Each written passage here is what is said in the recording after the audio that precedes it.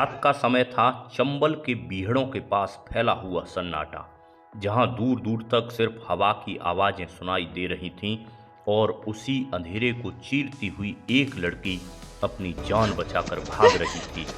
कुछ तथाकथित ठाकुर गुंडे उसका पीछा कर रहे थे। उसकी सांसें टूट रही थीं, पैर लड़खड़ा रहे थे, लेकिन डरों से भागने पर मजबूर कर रहा था। अचानक एक गुंडा झपट्टा मारता है, उसका दुपट्टा खींच लेता है और वो लड़खड़ा कर गिर पड़ती है। प्लीज जितना भाग ले, आज तू नहीं बचे, भाग ले।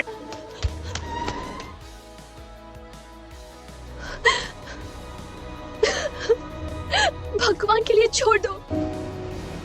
चीख पुकार करती है, लेकिन वे दरिंदे उसकी एक नहीं सुनते, ना कोई उसे बचाने आता है। वे एक के बाद एक उसकी इज्जत को नोच डालते हैं और बेहोश हालत एवं नग्न अवस्था में उसे वहीं पड़ा छोड़ जाते हैं। जब सुबह सूरज की पहली किरण गांव तक पहुंची तो परिवारीजनों को उसकी चिंता हुई कि रात भर से कहां गायब है।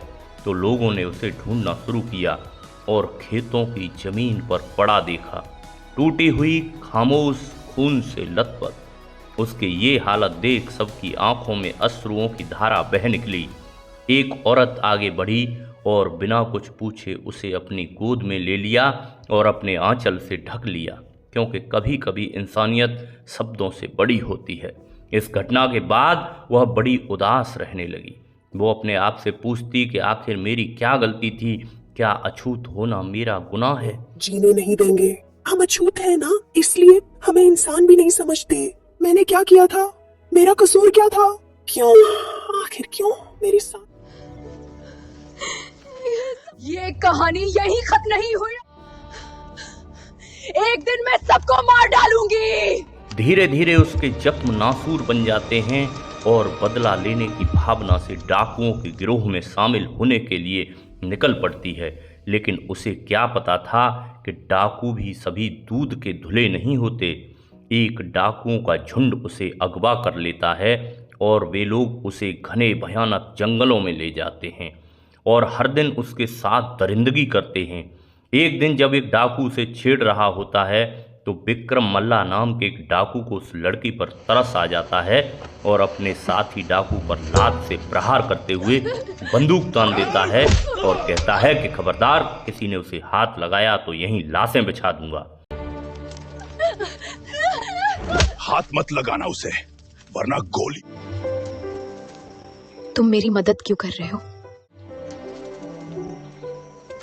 हल्के तू गलत विक्रम नहीं उस है। लड़की को ट्रेंड करता है और बनाता है एक खूंखार डाकू, और उस डाकू का नाम होता है फूलन देवी। तो दोस्तों, ये कहानी है फूलन देवी की, एक ऐसी लड़की की जिसका जन्म उत्तर प्रदेश के जालौन जिले के एक गरीब मल्ला परिवार में 1963 में हुआ था। बचपन गरीबी, भेदभाव और दर्द में गुजरा। बाल्यावस्था में ही शादी कर दी गई। ससुराल में भी शोषण, दुराचार और तानों में जिंदगी कट रही थी। लेकिन एक दिन गांव के ठाकुरों की नज़र उस पर पड़ी तो उनके मन में भी व्यभिचार उत्पन्न हुआ और कईयों ने झुंड में आकर उसकी इज्जत तार तार कर डाली। अब जिंदगी पहले से भी बदतर हो चुकी थी।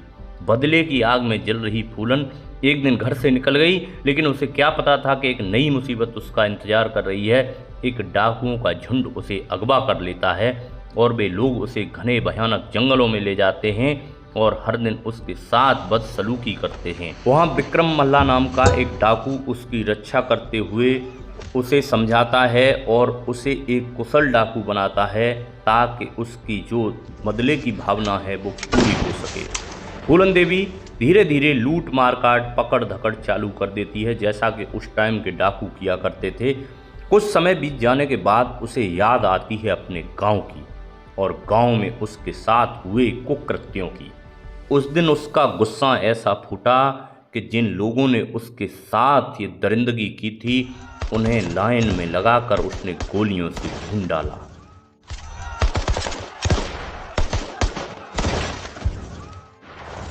बचाओ! भागो रे, फूलन देवी।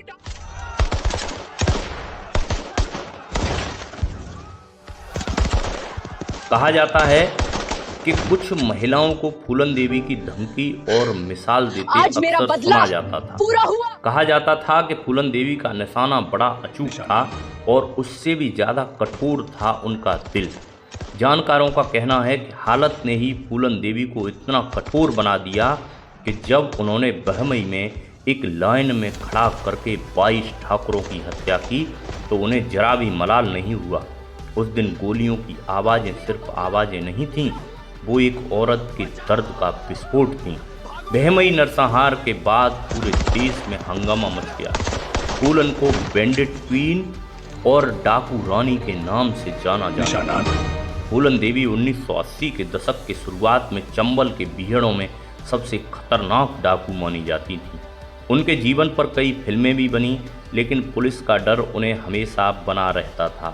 साथ ही खासकर ठाकुरों से उनकी दुश्मनी थी, इसलिए उन्हें अपनी जान का खतरा हमेशा महसूस होता था। चंबल के बीहड़ों में पुलिस और ठाकुरों से बचते बचते शायद वह थक गई थीं, इसीलिए उन्होंने हथियार डालने का मन बना लिया। लेकिन आत्मसमर्पण का भी रास्ता इतना आसान नहीं था। फूलन देवी को शक था कि उत्तर प्रदेश की पुलिस उन्हें समर्पण के बाद किसी न किसी तरीके से मार देगी, इसलिए उन्होंने मध्य प्रदेश सरकार के सामने हथियार डालने के लिए सौदेबाजी की। मध्य प्रदेश के तत्कालीन मुख्यमंत्री अर्जुन सिंह के सामने फूलन देवी ने एक समारोह में हथियार डाले और उस समय उनकी एक झलक पाने के लिए हजारों लोगों की भीड़ जमा थी। उस समय फूलन देवी की लोकप्रियता किसी फिल्मी सितारे से कम नहीं थी और कुछ ही लम्हों में फूलन देवी ने अपनी बंदूक माथे पर छुआकर फिर उसे अर्जुन सिंह के पैरों में रख दिया। इसी घड़ी फूलन देवी ने डाकू की जिंदगी को अलविदा कह दिया था। फूलन मिजाज से बहुत चिड़चिड़ी थीं और किसी से बात नहीं करती थीं। करती भी थीं तो उनके मुंह से कोई न कोई गाली निकलती थी। फूलन देवी खास तौर से पत्रकारों से बात करने से कतराती थीं। फूलन देवी का आत्मसमर्पण एक ऐतिहासिक घटना थी, क्योंकि उनके बाद चंबल के बीहड़ों में सक्रिय डाकुओं का आतंक धीरे धीरे खत्म होता चला गया।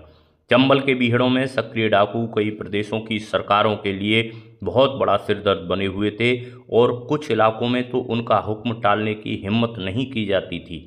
फूलन देवी ने 1983 में आत्मसमर्पण किया और 1994 तक जेल में रहीं। इस दौरान कभी भी उन्हें उत्तर प्रदेश की जेल नहीं भेजा गया। 1994 में जेल से रिहा होने के बाद 1996 में सांसद चुनी गई। समाजवादी पार्टी ने जब उन्हें लोकसभा का चुनाव लड़ने के लिए टिकट दिया तो काफ़ी हो हल्ला भी हुआ कि एक डाकू को संसद में पहुंचाने का रास्ता दिखाया जा रहा है। वे चंबल की डाकू रानी के रूप में प्रसिद्ध हुई थीं। जब 11 साल जेल में बिताने के बाद बैंडिट क्वीन के नाम से मशहूर फूलन देवी सलाखों से बाहर आईं, ग्वालियर जेल की ऊंची दीवारों से निकलकर खुली हवा में सांस लेना उनके लिए एक नए जीवन की शुरुआत थी। राजनीति की शुरुआत और संसद का सफर जेल से रिहा होते ही उत्तर प्रदेश की राजनीति में उनकी जबरदस्त मांग होने लगी। तत्कालीन मुख्यमंत्री मुलायम सिंह यादव ने उनके खिलाफ चल रहे कई मुकदमों को वापस लेने में मदद की थी। इसके तुरंत बाद फूलन समाजवादी पार्टी यानी कि सपा में शामिल हो गई। साल 1996 के लोकसभा चुनावों में उन्होंने मिर्जापुर की धरती पर कदम रखा।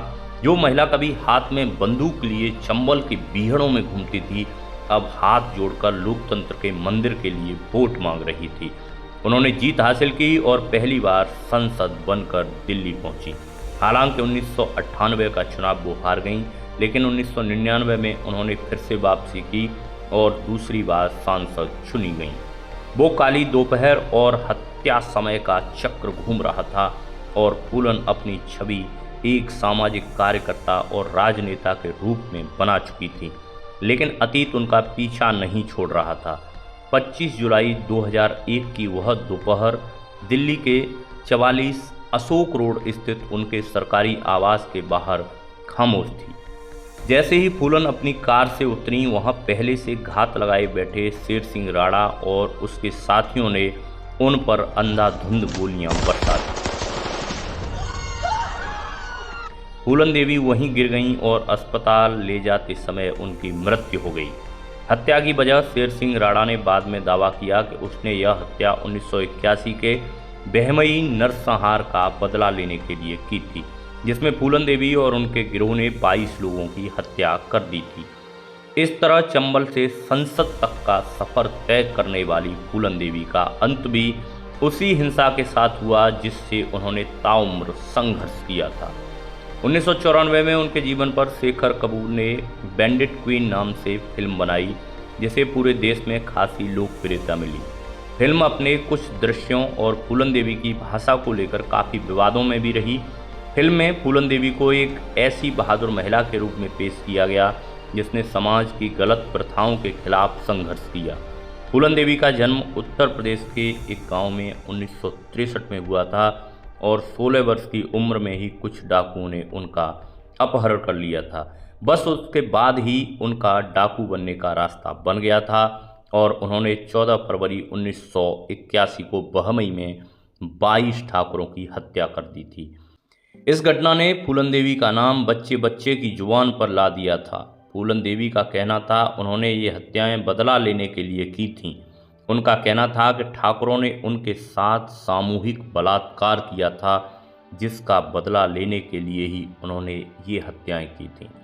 तो दोस्तों, कैसी लगी आपको फूलन देवी की ये कहानी, उनके जीवन के संघर्ष, उनका राजनीतिक सफ़र?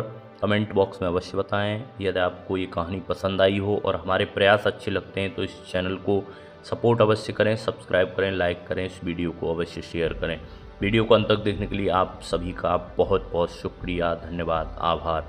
चलिए मिलते हैं फिर एक नई वीडियो में एक नई कहानी के साथ। तब तक के लिए जय हिंद।